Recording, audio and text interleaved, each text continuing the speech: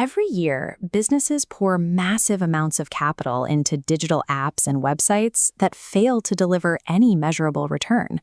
A lot of this comes from an outdated mindset.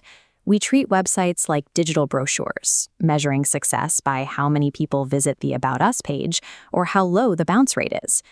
Looking at this side-by-side comparison, a modern platform serves a completely different purpose. It's an engine designed to lower overhead and accelerate sales. A vanity site gives you a basic blog. An operational platform equips your team with integrated CRMs, quoting engines, and dashboards. The rule here is simple. If a piece of software isn't directly removing a specific operational bottleneck, it is a vanity expense. It is not a business investment. Mid-market business owners usually know exactly when manual processes are holding them back. The problem is that buying the right software to fix it is a minefield. On one side, you have the underinvestment trap. You stitch together a few cheap, basic templates, and they immediately break the moment your customer base tries to scale. On the other side is the overinvestment trap. You purchase a massive, incredibly expensive enterprise system that crushes your actual day-to-day workflow. The only way through this is a process called right-sizing.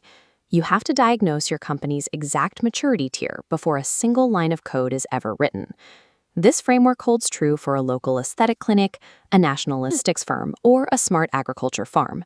Maximum return on investment happens entirely from matching the development package directly to the bottleneck that is currently choking your growth. Let's look at the first level of investment, the lead capture engine.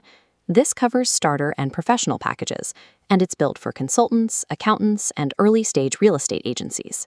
Looking at the first row of this matrix, the primary inputs are straightforward: a clean user interface, basic search visibility, and a foundational CRM. The outcome?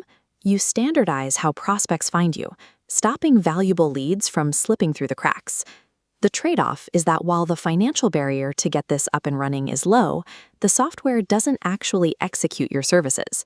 If a prospect books a consultation through the site, the system did its job perfectly, but you, the consultant, still have to manually perform the actual advisory work. This tier stops the bleeding of lost revenue opportunities, but it heavily relies on your own human effort once the lead is captured. The second level is the operational hub, or the business package. This targets mid-sized, transaction-heavy operations like clinics, hotels, and e-commerce brands.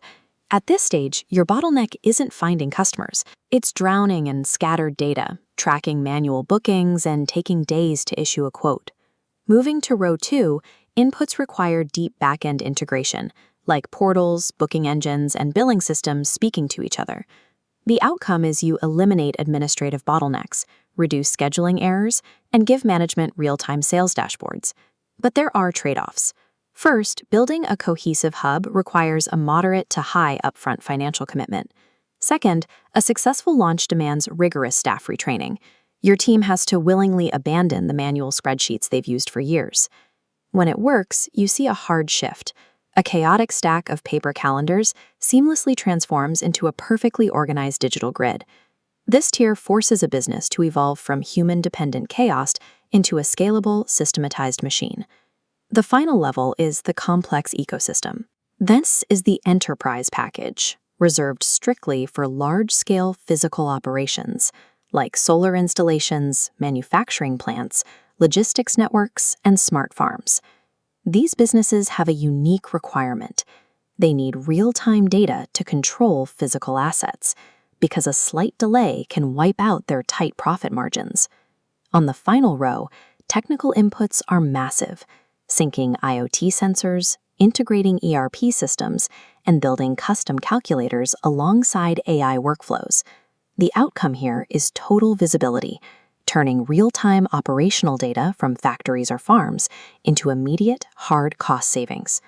The trade-offs match the scale. The costs are incredibly high.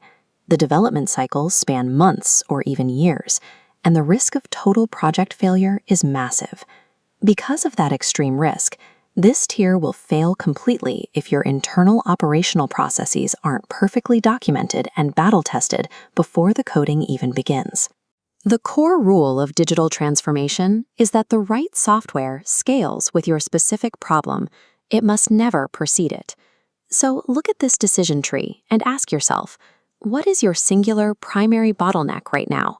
If nobody knows you exist, or leads are dropping off after the first contact, you follow this path and stay in Tier 1. If staff are drowning in manual bookings and inventory, follow the second path and build a Tier 2 business app. And if you're blind to real-time physical production costs, take the third path and invest in Tier 3 enterprise IoT. Warning tone: do not mix these up. Buying a massive enterprise solution to solve a simple lead capture problem will instantly destroy your budget.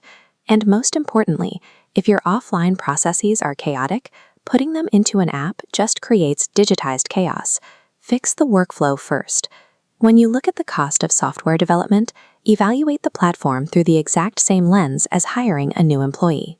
A system might cost $20,000 up front, but if it permanently does the work of 3 administrators and closes 50% faster, the cost is trivial. Businesses hit a hard ceiling on growth strictly because human labor can no longer keep up with the volume of data entry and scheduling required to run the operation. Diagnosing your exact tier and right-sizing your tech stack is the critical investment required to break past that ceiling and scale your business.